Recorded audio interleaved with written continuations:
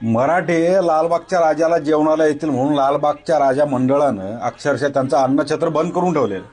तिथं मराठे दर्शनाला गेले तर त्यातले सुद्धा बरेच व्हिडिओ आले की अक्षरशः त्यांना हिंसाळ करण्यात येते, चुकीची वागणूक देण्यात येते त्यांच्या त्या गळ्यातले ते भगवे कपडे बघून. लालबागच्या मंडळाला सुद्धा सांगणं आहे, मराठे येथे तुमचा देव हा जिवंत आहे ना, हा जो मानला जातोय महाराष्ट्रात, हे छत्रपती शिवाजी महाराजांमुळं. आणि हे छत्रपती शिवाजी महाराज मराठे होते, त्यांचे मावळे सुद्धा मराठे होते. तुम्ही लक्षात ठेवा, तुम्ही जो भेदभाव करताय हा जेवणासाठी त्यांच्या याच्यासाठी सरकारवरून सगळं, सरकारच्या सांगण्यावरून सगळे करण्यात येत आहे.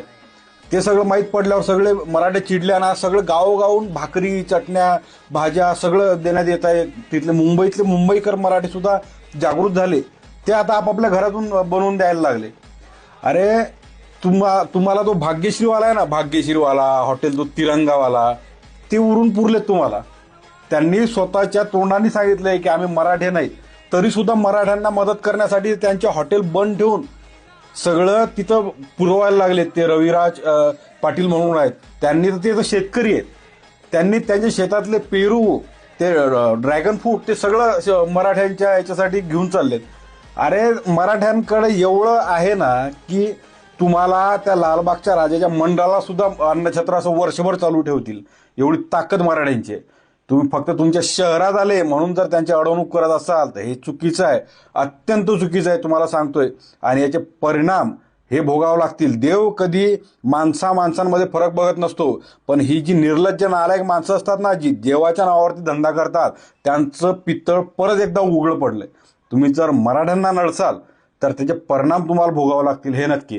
आणि जोपर्यंत अरे तुमच्यासाठी ते हॉटेल भाग्यश्रीवाला, तिरंगावाला, ते जलपरीवाला, ते रविराज पाटील साबळे, त्यांच्यासारखी माणसं ते पुरेसे आहेत तुमच्यासाठी. ते शौर्यवाड्याचे नाना पाटील, मॅक्स होलसेलर, ते त्यांनी अख्खं पुरवायला लागलेत. ते त्यांच्यासारखे कितीतरी देणगीदार आहेत जे मराठ्यांना जेवण पुरवायला लागले. पुरून उरतात तुम्हाला मराठे, अख्ख्या तुमच्या मुंबईला जीव घालतील.